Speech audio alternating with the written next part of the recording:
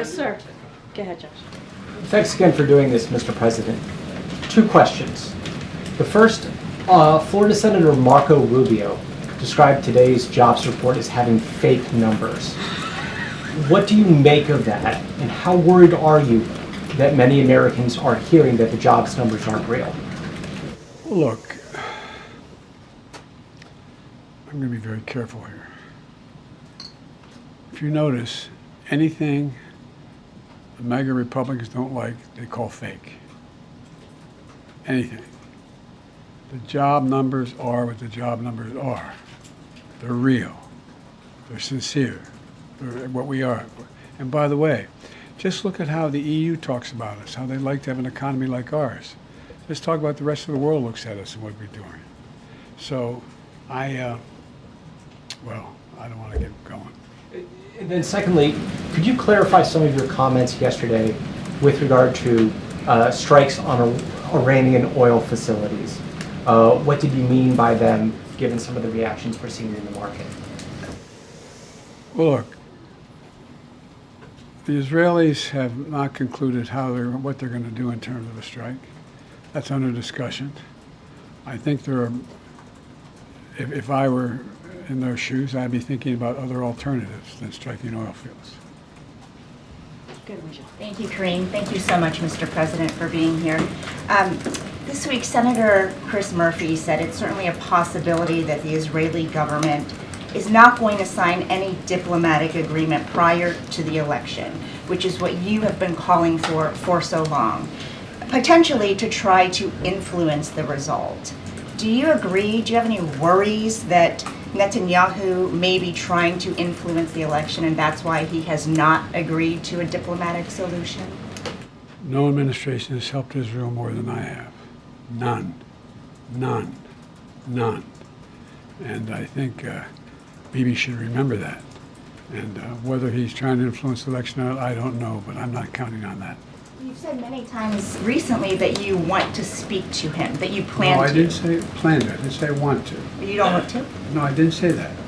You're making it sound like I'm seeking and then speaking. I'm assuming when they make the judgment of how they're going to respond, we will then have a discussion. Thank you. Thank you, Mr. President, for being here. What are you advising the Israelis to do in terms of their retaliation to Iran? And at this point, you still haven't spoken to Netanyahu. Is it fair to say that you have little personal influence over what he decides to do? No. Look, our teams are in contact 12 hours a day. They're constantly in contact. I've already had my presidential daily brief. We've already had interface between our military, the diplomats. It's in constant contact. They are trying to figure out, and it's high holidays as well. They're not going to make a decision immediately, and so we're going to wait to see when they want to talk. But over the past few months, they've consistently defied your administration's own advice. So do you believe that the Israelis are going to listen to the advice you're giving them? What I know is the plan that I put together received the support of the UN Security Council, the vast majority of our allies around the world, as a way to bring this to an end. Look, the Israelis have every right to respond to the vicious attacks on them, not just from the Iranians, but from everyone from Hezbollah to Houthis. Anyway, and but the fact is that they have to be very much more careful about dealing with civilian casualties. So how should they respond? You expressed concerns about attacks on Iranian oil facilities. How should they respond? That's between me and them. All right, we got to move on. Go ahead, Tam.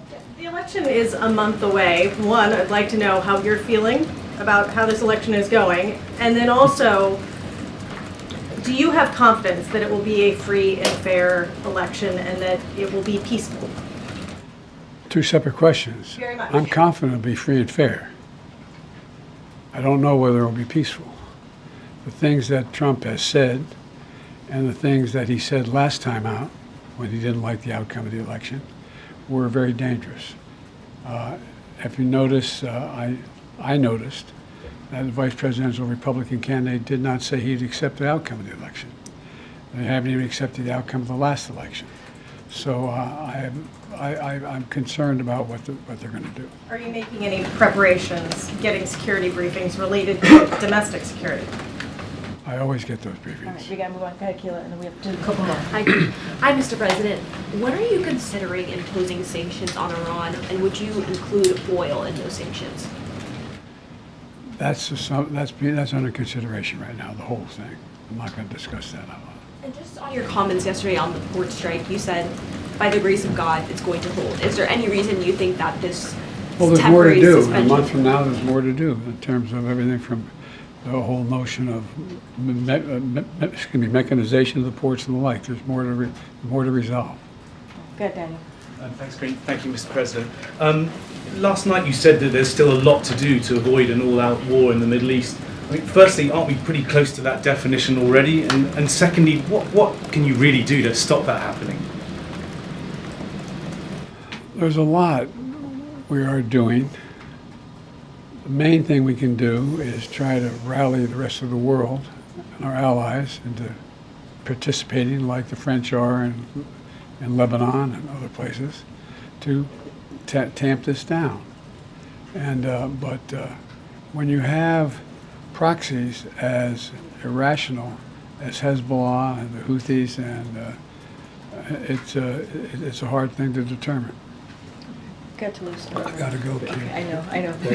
Please tell me I gotta go. I said I'd take a couple questions. All right, you're the last. I think she's increasing her credibility. You have to take some more.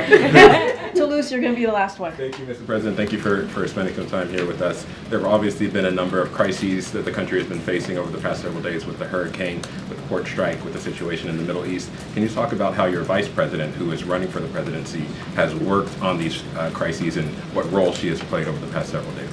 Well, I'm in constant contact with her. She's aware we're singing from the same song sheet. She helped pass all the laws that are being employed now. She was a major player in everything we've done, including passage of legislation which we were told we could never pass. And so she's been, and her staff is interlocked with mine in terms of all the things we're doing. Mr. President, did you ever think about